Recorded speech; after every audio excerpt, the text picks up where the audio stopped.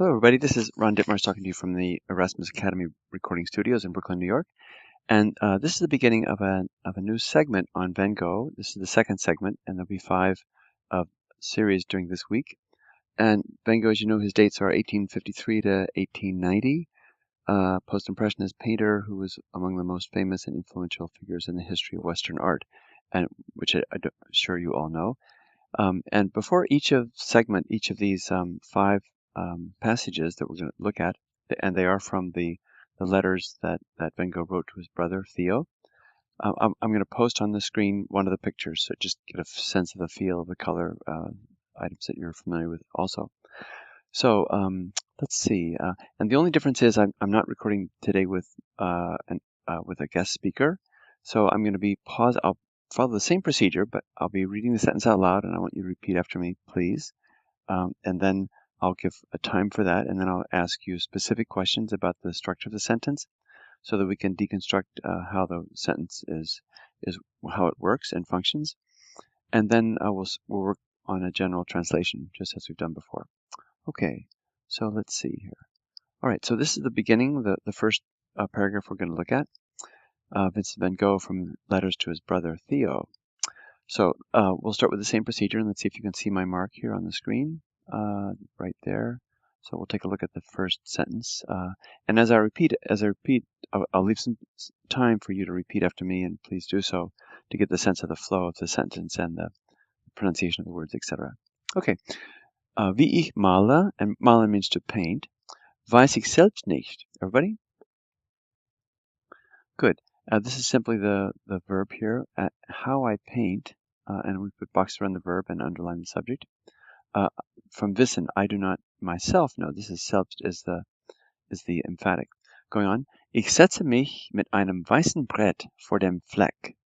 Everybody?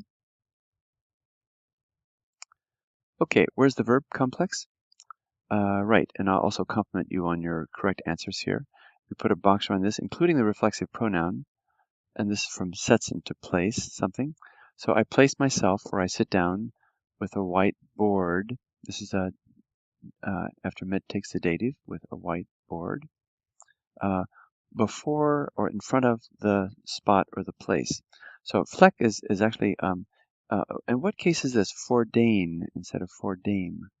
That's right, that's the accusative, which indicates motion toward or actually sitting against something or in front of something. Going on.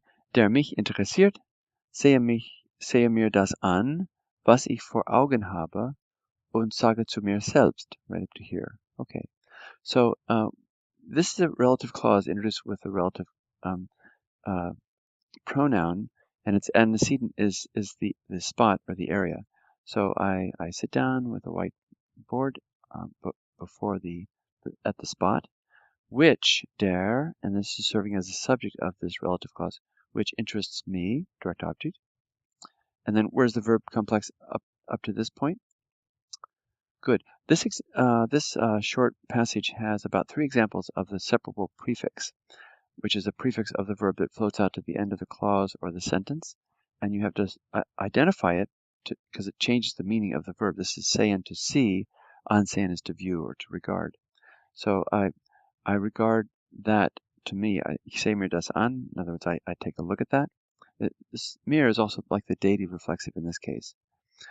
Was ich vor Augen habe. So what here's your verb, what I have before my eyes. Und sage zu mir selbst, it's pretty simple. And I say to myself, again, emphatic. And then this is what he says. Going on. Aus dem weißen Brett muss etwas werden, everybody. Okay, where's the verb complex?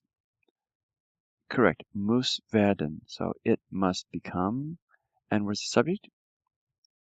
Remember, the subject can never be found in a prepositional phrase, which you have at the beginning of this clause from the white board or canvas.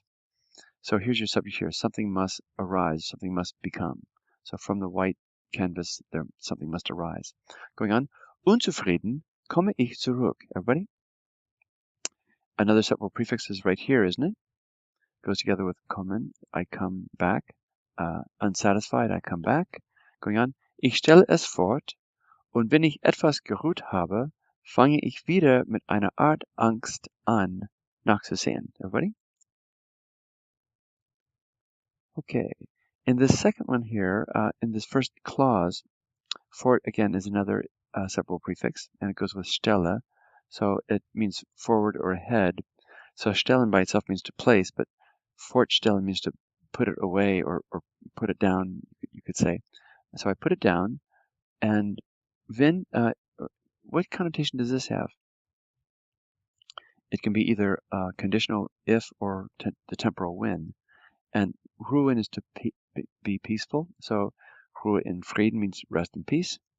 When I have relaxed somewhat, then fange, then you have another separable prefix. Where is that?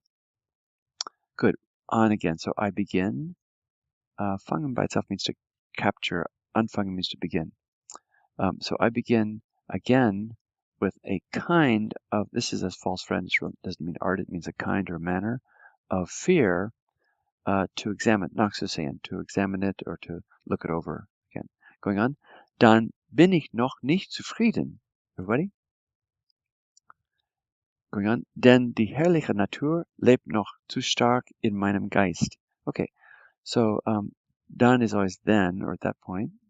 Verb is obviously bin, so I am not yet, noch nicht, satisfied.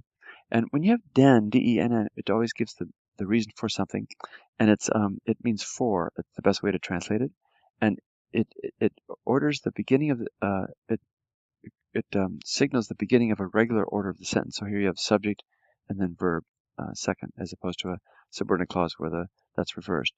For the marvelous nature lives still too strongly. This is an adverb in my spirit. Geist can be mind or spirit. In this case, the Geisteswissenschaften are the humanities, so-called. Geisteswissenschaften, nice word. Okay, great. Thanks so much for tuning in, and hopefully you'll come back and listen to another segment. Thanks. Bye-bye.